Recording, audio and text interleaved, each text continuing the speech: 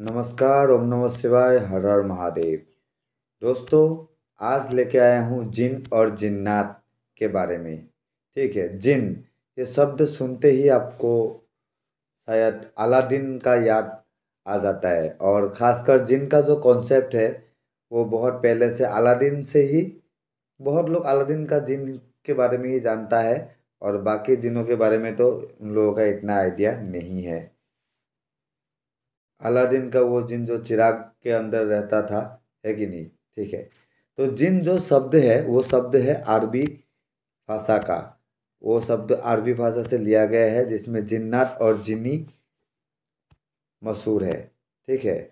जिन वास्तव में बताया जाता है कि आग जैसे तत्वों से बने होते हैं और उनकी जो ताकत होता है वो ताकत एक सामान्य बेताल से कई गुना ज़्यादा होती है।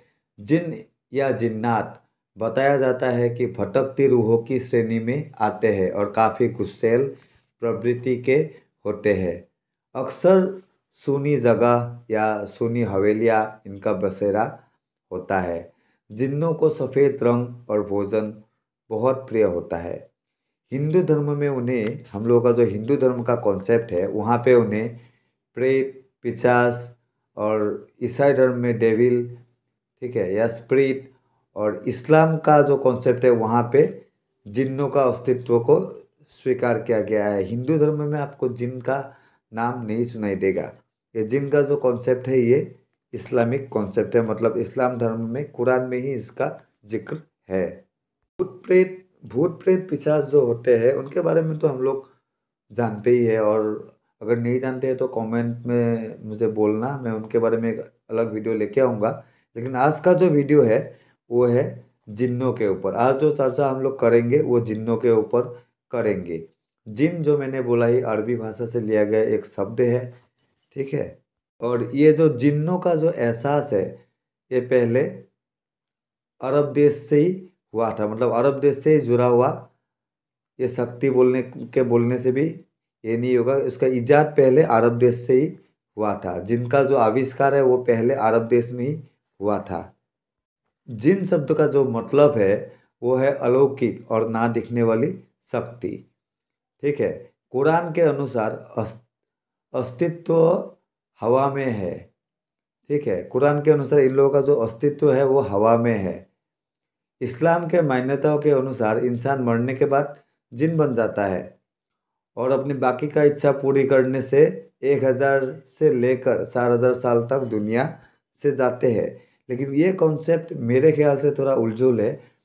कॉन्सेप्ट ऐसा होना चाहिए था कि जो गलत रूहें हैं, जो खराब रूहें हैं, जो रूहें भटकते रहते हैं, भटकते भटकते 1000 से ज़्यादा साल जब भटकता है एक रूह, तब उसके पास जिन वाली शक्तियाँ आ जाता है। कोई भी इंसान मरने के बाद डायरेक्ट जिन्नों की शक्तियाँ, कोई भी इंसान का आत्मा डायरेक्ट जिन नहीं बन सकते हैं।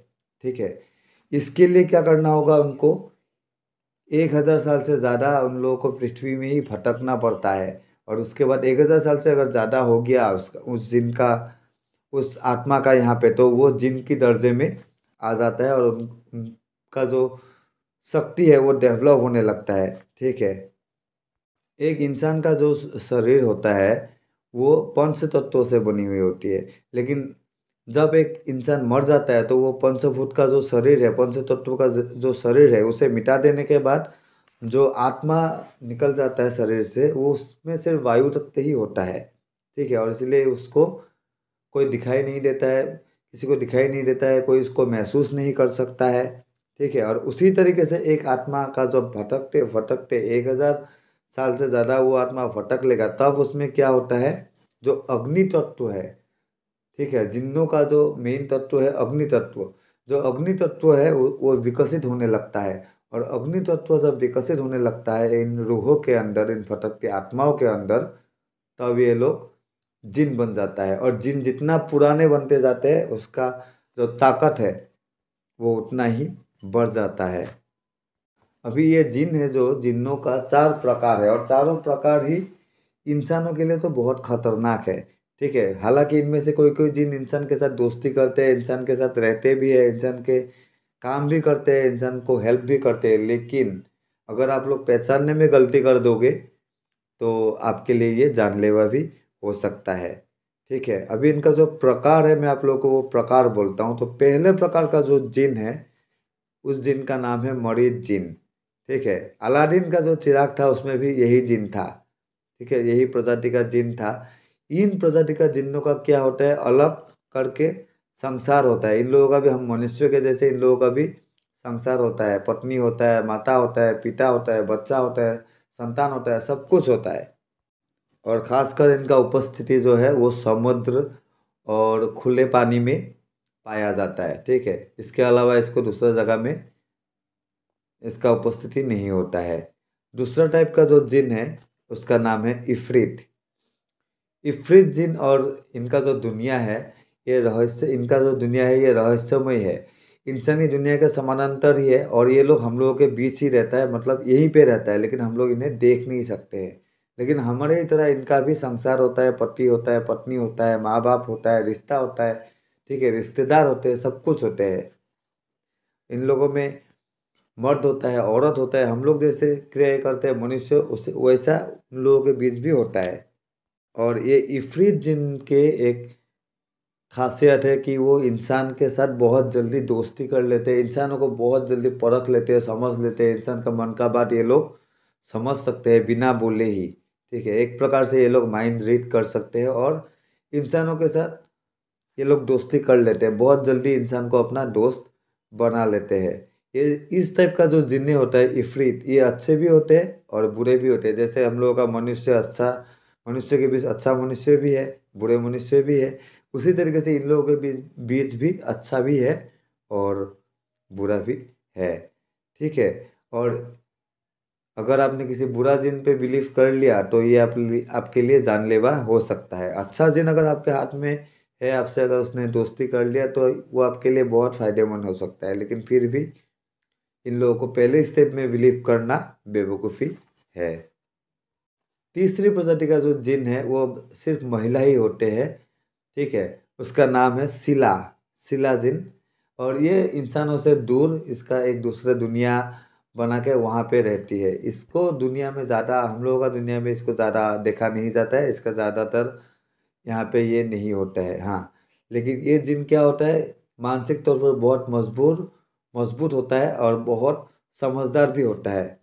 ठीक है, मानसिक तौर पर ये लोग बहुत मजबूत होते हैं और बहुत समझदार होते हैं, इसलिए इन लोगों को वश में करना इतना अच्छा, इतना मतलब सरल नहीं है। और ये लोग हम लोगों का दुनिया से काफ़ी दूर रहते हैं, इन लोगों का एक अलग दुनिया है और इंसानों से ये लोग दूरी खुद ब खुद बनाए रखते हैं खुद ही।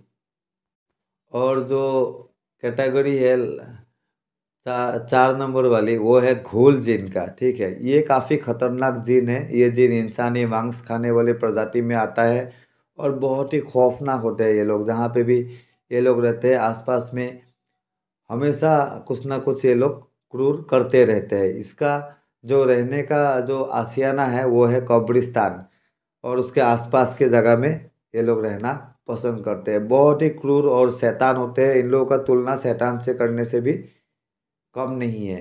ठीक है, और इसीलिए इन में इंसानों को क्या करना चाहिए, घोल टाइप का जीन से बच के रहना चाहिए, क्योंकि ये लोग बहुत खतरनाक होते हैं। इनके कब्जे में अगर इंसान आ गया तो उसके लिए अच्छा नहीं होता है।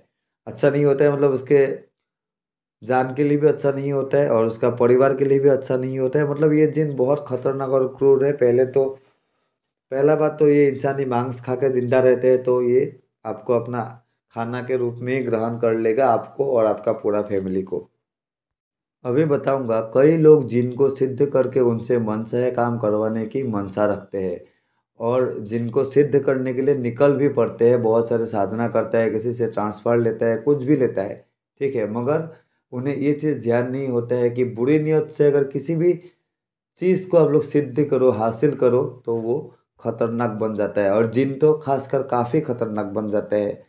ऐसे लोग या तो खुद का पतन कर लेते हैं और या दूसरों के लिए मुसीबत बन जाते हैं। ये लोग क्या करेगा, खुद को भी पतन कर लेगा बुरी नीयत से जिनको सिद्ध करके, और उसके बाद खुद का फैमिली के लिए भी बहुत बड़ा प्रॉब्लम क्रिएट कर देगा। क्योंकि ये जिन जो शक्ति है, इसको साधने से आप जिस नियत से इसको सिद्ध करोगे, इसका शक्ति भी वैसे ही होगा। खराब नियत लेके इसको सिद्ध करोगे तो ये जिन आपको खराब जिन ही मिलेगा। और उसके बाद क्या होगा, जब साधक का मृत्यु होगा, मृत्यु के बाद उसका जो आत्मा होगा वो उसको मोक्ष प्राप्त करने नहीं देगा जिन, उसको अपने साथ लेके अपने लोग चला जाएगा वो जिन। और उसके बाद उस आत्मा को वहीं पे जाके जिन्नों की दुनिया में हजारों साल भटकते रहना पड़ेगा, वही जिन का गुलामी कर करके, जो जिन अभी तक इसका सेवा कर रहा था धरती में। अभी ये जिन जो है, जिन को हक है इंसानी दुनिया में दखल अंदाजी ये लोग कर सकते हैं, ठीक है। लेकिन इसके लिए क्या है, उसको इंसान के साथ रिश्ता बनाना पड़ता है। बिना रिश्ता बनाए, बिना रिश्ता कायम किए ये किसी भी इंसान का मदद नहीं कर सकता है। जिन्नातों से इंसान डरते हैं, मगर इसके विपरीत जिन्नात इंसान से नहीं डरते, लेकिन फिर भी इंसानों से दूर रहना ये लोग पसंद करते हैं। जहाँ पे इंसान रहते हैं वहाँ पे ये लोग रहना नहीं पसंद करते। यही वजह है कि हमें सुनसान जगहों पर ज़्यादा ये सब मिल जाता है, और जो भीड़ भाड़ वाली एरिया है वहाँ पे जिन जिन्नातों का ज़्यादा अस्तित्व हम लोगों को देखने को नहीं मिलता है, ठीक है। और ये जो जिन्नात है, ये लोगों का भी समाज है। मैंने पहले ही बोला, इंसानी तौर तरीके से ये लोग रहते हैं, शादी करते हैं, बच्चे पैदा करते हैं बाकायदा, ठीक है। और मरने के बाद उनका एक अलग ही दुनिया होता है, ठीक है, जो इंसान के जो दुनिया है उससे बहुत अलग है। जिन्नात जो है वो अपने असली रूप में बहुत कम दिखते हैं, ज़्यादातर वो मानवीय रूप ही मतलब मानव का रूप ही धरते रहते हैं, और उसे मानव का रूप में ही दिखाई देता है। क्योंकि जिन्नात किसी का भी रूप बदल सकते हैं, सिर्फ मानव नहीं, मानव, पशु, पक्षी, कोई भी रूप एक जिन्नात ले सकता है, ठीक है। और जो बात है कयामत के अंत तक, ठीक है, कयामत के अंत तक, जब यहाँ पे प्रलय मचेगा, पृथ्वी एक बार तबाह हो जाएगा, ठीक है, इंसान का पूरा नामो निशान मिट जाएगा, लेकिन फिर भी जिन्नों का जो वजूद है वो कायम रहेगा तब भी, ठीक है। जिन्नात का जो वजूद है वो ख़त्म नहीं होगा जब तक कायनात ख़त्म नहीं होता है।